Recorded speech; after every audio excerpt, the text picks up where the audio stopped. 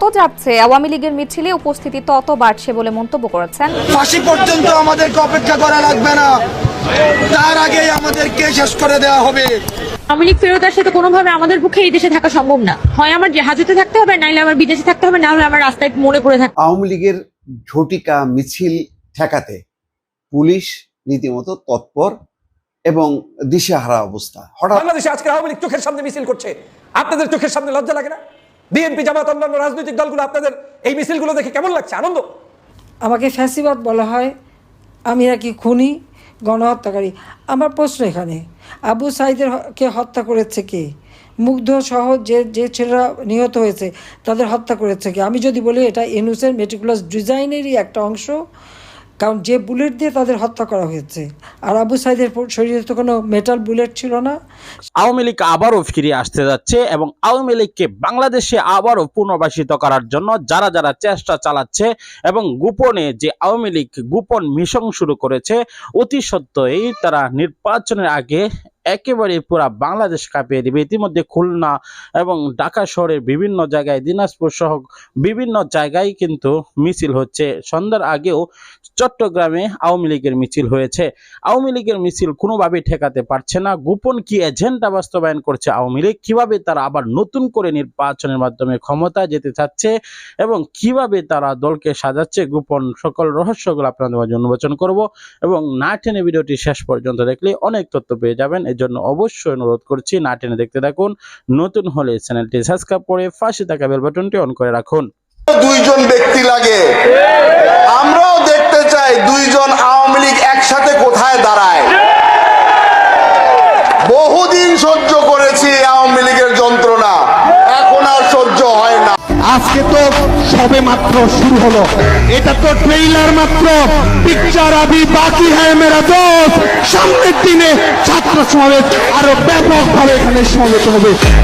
মনে আছে কি 111 এর আগে যখন শেখ হাসিনা হাউস অ্যারেস্ট, নেতারা অনেকেই দিক দেখছিল, একমাত্র কর্মীদের জন্য পুনরায় শেখ হাসিনা ক্ষমতায় এসেছিল। যেখানে তিনি জানিয়েছিলেন যারা কম্প্রোমাইজের রাজনীতি করছেন তারা সতর্ক হয়ে যান, অর্থাৎ আওয়ামী লীগ ফিরলে কোনো অস্তিত্ব থাকবে না আমাদের। আমাদেরকে বলা হয় ফাঁসি পর্যন্ত আমাদেরকে অপেক্ষা করা লাগবে না, তার আগেই আমাদেরকে শেষ করে দেওয়া হবে।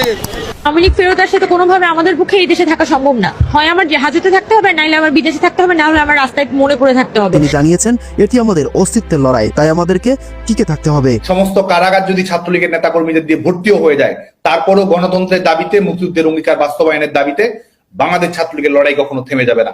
তারা যদি সহিংসতার ভয় আমাদেরকে দেখায়, আমরা অবশ্যই শান্তির শক্তিতে, গণতান্ত্রিক শক্তিতে, সাধারণ শিক্ষার্থী এবং তরুণ প্রজন্মের শক্তির উপর ভর করে এদেশের মানুষের উপর আমরা যে যুগে যুগে আমাদের ইতিহাস অর্পিত দায়িত্ব পালন করেছি, মানে পরিকল্পিতভাবে এবং সরকারের উপর দায় চাপিয়ে দিয়ে, আওয়ামী লীগ ছাত্রলীগের উপর দায় চাপিয়ে দিয়ে কিভাবে তারা হত্যাকাণ্ডগুলো ঘটিয়েছে, এটি তো প্রত্যেক মুহূর্তে প্রমাণিত হচ্ছে। যাদেরকে শহীদ বানিয়েছে তারা, সেই শহীদগুলো আজকে অনেকেই ফিরে আসছে। আজকে বারান্দায়, ছাদে যারা ছোট ছোট বাচ্চারা ছিল, মিছিল তারা করছে কোটা সংস্কার আন্দোলনের দাবিতে, সেখানে পুলিশ উপস্থিত নেই, আওয়ামী লীগ ছাত্রলীগের নেতাকর্মীরা কেউ উপস্থিত নেই, সেখানে একজন গুলিবিদ্ধ হয়ে মারা যাচ্ছে। তো এই বিষয়গুলো এবং শেখ হাসিনা সরকার সেটি নিরপেক্ষ বিচারিক বিভাগের তদন্ত গঠন করেছিল, জাতিসংঘকে তদন্ত করার আহ্বান জানিয়েছিল। সেই বিচারিক প্রক্রিয়াকে বন্ধ করে দিয়েই কিন্তু তারা এই সত্যিকারের ঘটনাগুলো যেটি উন্মোচন হতো, সেটি কিন্তু তারা সেই দ্বারটি তারা উন্মোচন করে দিয়েছে। কারণ তারা জানে যে সত্যি যদি উন্মোচিত হয় তাহলে তারা যে দায়ী সেটি ইতিমধ্যেই প্রমাণিত হয়েছে, সেটি আরো দিনের আলোর মতোই প্রকাশ ফিরে আসবে, রাজনীতি করবে। রাজনীতির প্রতিটা যদি না থাকে তাহলে দেশের উন্নতি কিভাবে হবে? 5ই আগস্টের পর থেকে যে ঘটনা ঘটে আসছে এখন পর্যন্ত দেশের পরিস্থিতি, তাতে মনে হয় যেন আমরা আগেই ভালো। নির্বাচনটা ভালো হবে না যদি আওয়ামী লীগ নির্বাচন না করে। আওয়ামী লীগবিহীন যে যাই বলুক, অন্যায় অত্যাচার যাই করছে, তারপরেও বঙ্গবন্ধুর দেশ, স্বাধীনতার দেশ, বঙ্গবন্ধুর জাতির পিতা, এই দেশে বঙ্গবন্ধুকে যেভাবে অবহেলা করা হয়েছে বুঝে না। আমরা তো বঙ্গবন্ধুর ইতিহাস, বঙ্গবন্ধু দেখছি, স্বাধীনতা দেখছি, মুক্তিযুদ্ধ দেখছি। সেই বঙ্গবন্ধুর ত্যাগ, সেই ত্যাগকে যেভাবে আজকের এই তরুণ ছেলেরা যেভাবে অবহেলা করলো, এটা দুঃখজনক। এটা হয় না, এটা হওয়া উচিত ছিল না। যাই হোক, তারপরও দেশটা ভালো একটা অবস্থানে আসুক, এটা আমরা চাই। হ্যাঁ, মানুষ সুখে থাকুক, শান্তিতে থাকুক, এটা চাই। কিন্তু এই যে বৈষম্যবিরোধী আন্দোলনে যেটা আমরা প্রত্যাশা করছিলাম, সেরকম আমরা কিছু দেখতেছি না। কারণ বৈষম্য বলতে কি? বৈষম্য বলতে যে অনিয়ম, অনিয়মটা যেমন এখন এই যে ধরেন বিএনপি যারা বিভিন্ন সময় তারা যারা আওয়ামী লীগ মানে মামলা ক্ষমতা দিয়ে জেলে রাখছে, তাদের বিচার তারা পাইছে, তারা কোর্টে গিয়ে বিচার নিতে পারছে। কিন্তু এরা আওয়ামী লীগের লোকজন তো বিচার নিতে পারতেছে না, কোর্টের মধ্যে পিটায়, উকিলেরও পিটায়, আসামিরও পিটায়। দেশের তো বিচার পাওয়ার অধিকার আছে। হ্যাঁ, তো যাই হোক, তো কী হয় দেশের অবস্থা জানি না। আল্লাহ তাআলা আমাদের দেশটাকে, দেশের মানুষ দেশটাকে সুন্দরভাবে দেশটা আগাই যাক, এর আমরা প্রত্যাশা করি। এই আমার কথা, আর এর বেশি আর কথার বিষয় নাই। স্বাধীনতা একদিনের স্বাধীনতা আছে নাই। বেসিক্যালি তো পুরো দেশটা আনসার্টেন এবং কি মানে আনস্টেবল, তাই না? কখন যে কোথায় কি হবে এটা আল্লাহ ছাড়া কেউ জানে না। আমাদের যে ভাগ্যে কি লেখা আছে এটা আল্লাহ একমাত্র ভালো জানে, তাই না? দেশে যে কখন কোথায় যেটা, দেশে কেউ এখন আর নিরাপদ নাই। দেশের বর্তমানে এখন আমরা কেউ নিরাপদ নাই।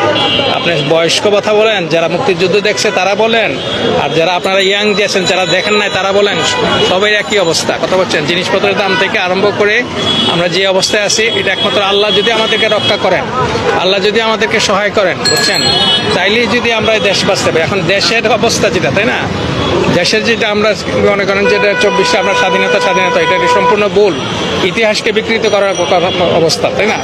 আমরা ইতিহাস সবসময়, দুনিয়ার কেমন কোনো শক্তি নাই যে ইতিহাসকে বিকৃত করতে পারে, তাই না?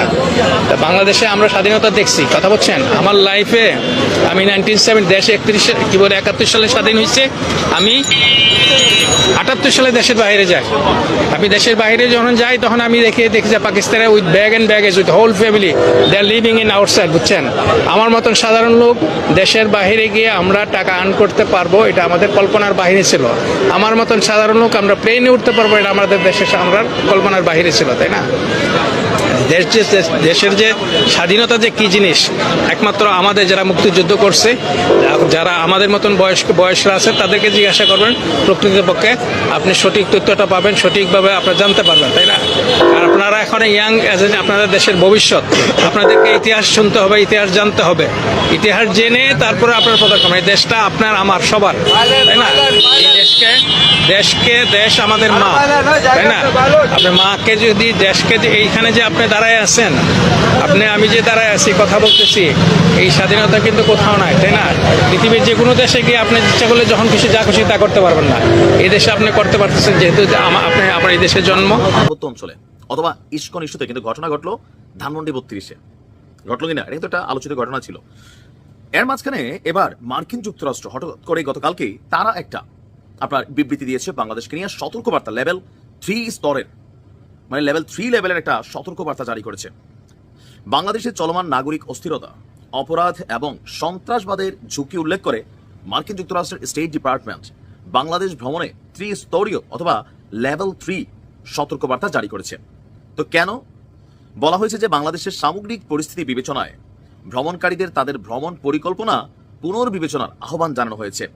তথ্যসূত্র যুক্তরাষ্ট্রের স্টেট ডিপার্টমেন্ট লেভেল 3 এবং লেভেল 4 যে স্টেট ডিপার্টমেন্ট আছে তারা বলছে, যদিও 24 সালের অন্তর্বর্তী সরকার গঠনের পর দেশের সংঘর্ষ অস্থিরতা কিছুটা কমেছে, রাইট নাও মাঝখানের তুলনায় একটু বেটার আছে, তবুও পরিস্থিতি যে কোনো সময় বদলে যেতে পারে।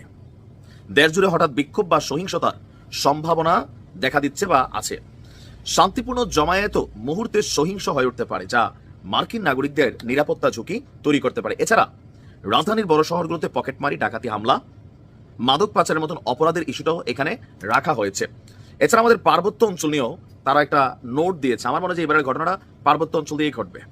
ভারতের সাথে আমাদের যে বৈরী সম্পর্ক রাইট নাও, পার্বত্য অঞ্চল নিয়ে তাদের যে বিভিন্ন বক্তব্য, বা বাংলাদেশে ঢুকেও দেখলাম কৃষককে ধরে নিয়ে গেছে, তাদের দেশের নাগরিক, এগুলো নিয়ে আমাদের সরকার আবার এখন একটু চুপচাপ কথা বলে না। তো এখানে বিভিন্ন ধরনের হুমকি আছে, পাহাড়ি KNF থেকে শুরু করে কুকি চীন সহ আর অনেক ধরনের সংগঠন, তারা কিন্তু অস্তিত্ব আস্তে আস্তে খুঁজে পাচ্ছে। বিশেষভাবে তারা বলছে যে বাংলাদেশের চট্টগ্রাম পার্বত্য অঞ্চলের খাগড়াছড়ি, রাঙামাটি, বান্দরবান এই অঞ্চলে লেভেল 4 এর ভ্রমণের সতর্কতা জারি করেছে যুক্তরাষ্ট্র। তার মানে এটা ওভার সিরিয়াস। এই অঞ্চলের সশস্ত্র সহিংসতা, সন্ত্রাসবাদ, অপহরণ এবং বিচ্ছিন্নতাবাদী হামলার ঝুঁকি থাকায় মার্কিন নাগরিকদের জন্য পুরোপুরি ভ্রমণ নিষিদ্ধ ঘোষণা করা হয়েছে। আপনি বুঝতে পারছেন, লেভেল 1 হচ্ছে হালকা, লেভেল 3-4 হচ্ছে একটা ফাইনাল স্টেপ, যেটা চট্টগ্রামের ক্ষেত্রে লেভেল 4 আর সারা বাংলাদেশে লেভেল 3 দেওয়া হয়েছে। বলা হচ্ছে পার্বত্য চট্টগ্রাম অঞ্চলে অপহরণের অধিকাংশ ঘটনাই পারিবারিক বিরোধ এবং ধর্মীয় সংখ্যালঘুদের লক্ষ্য করে ঘটে। এসব এলাকায় গুলি বিস্ফোরণ, সহিংস রাজনৈতিক কর্মসূচির মতন ঘটনাও ঘটে থাকে। এখানে স্টেট ডিপার্টমেন্ট একটা খোঁচা কিন্তু মাইরা দিচ্ছে, খেয়াল করেন কিনা আমি জানি না। আই রিপিট, আমি আবার বলি, তাহলে আপনাদের আবার কানে আটকাবে। বলছে যে পার্বত্য চট্টগ্রাম অঞ্চলের অপহরণের অধিকাংশ ঘটনাই পারিবারিক বিরোধ বা ধর্মীয় সংখ্যালঘুদের লক্ষ্য করে ঘটে। এই শব্দটা একটা পেচকি মারা শব্দ। আচ্ছা, এসব এলাকায় গুলি বিস্ফোরণ এবং অনেক ধরনের ঘটনাই ঘটছে। তবে কক্সবাজার এবং সিলেটের বেলায় তাদের বক্তব্য হচ্ছে যে নিষেধাজ্ঞা নেই, তবে পার্বত্য চট্টগ্রামের ব্যাপারে বাংলাদেশ সরকারের স্বরাষ্ট্র মন্ত্রণালয়ের জননিরাপত্তা বিভাগ থেকেও একটা কিন্তু নোট দেওয়া আছে যে পূর্ব অনুমতি নিতে হবে। তো সবকিছু মিলিয়ে এখানে বেশ কয়েকটা পারসেপশন আসতে পারে। যেমন ধরুন, আওয়ামী লীগের হঠাৎ করে রাজপথে মিছিল বড় হওয়া, বিএনপির নির্বাচনকে কেন্দ্র করে রাজপথে নামার ঘোষণা, জামাতও থমকে আছে, ভারতের সাথে একটা বৈরী সম্পর্ক, মিয়ানমারের আরাকান গোষ্ঠী আমাদেরকে গুতাচ্ছে, সবকিছু মিলাইয়া দেশি বিদেশি যে কোনো একটা ঘটনা আমার কাছে মনে হচ্ছে ঘটবে। কি ঘটতে পারে জানি না, সময় বলে দিবে। ভালো থাকুন। বাংলাদেশে আজকে আওয়ামী লীগ চোখের সামনে মিছিল করছে, আপনাদের চোখের সামনে লজ্জা লাগে না? বিএনপি, জামাত, অন্যান্য দর্শক, আওয়ামী লীগ আসবে, আওয়ামী লীগ আবার নতুন করে ক্ষমতায় বসবে এবং আওয়ামী লীগ আবার দেশ চালাবে, এমনটি কিন্তু আওয়ামী লীগের নেতা কর্মীদের মুখ থেকে আমরা বারবার শুনে আসছি। কিন্তু আওয়ামী লীগ আবার কিভাবে আসবে সেটা কিন্তু আমরা ধারণাই করতে পারছি না। আওয়ামী লীগ পূর্বেও কিন্তু ক্ষমতাচ্যুত হয়েছিল, তারা কিভাবে ফিরে এসেছিল সেই বিষয়গুলো যে আমরা দেখি, তাহলে দুর্দান্ত গতিতে আন্দোলন করে এবং তাদের আন্দোলনের স্পিড এমনভাবে করেছিল, শেখ হাসিনার তার আন্দোলনের ব্লগি বইটার তাণ্ডবে ঢাকা শহর যখন উত্তাল অবস্থা হয়েছিল, তখন কিন্তু বিএনপি তত্ত্বাবধায়ক সরকারের হাতে ক্ষমতা দিয়ে নির্বাচন দেওয়া হয়েছিল। অর্থাৎ বোঝাই গিয়েছে যে বিএনপি সে সময় স্বেচ্ছায় কিন্তু তার দলকে স্থিতিশীল রেখে দলকে টিকে রাখার জন্য নিজের ইস্তেফা এবং নিজে সরে যাওয়ার জন্যই সুন্দরভাবে নির্বাচনের ব্যবস্থা করেছেন। শেখ হাসিনা কিন্তু সেই চালটাই ভুল করেছেন। যদি তিনি পালিয়ে না যেতেন এবং পালিয়ে যাওয়ার আগে সুষ্ঠুভাবে একটা নির্বাচনের ব্যবস্থা করে দিতেন, তার মাধ্যমে যদি তিনি পরাজয় হয়ে যেতেন, তারপর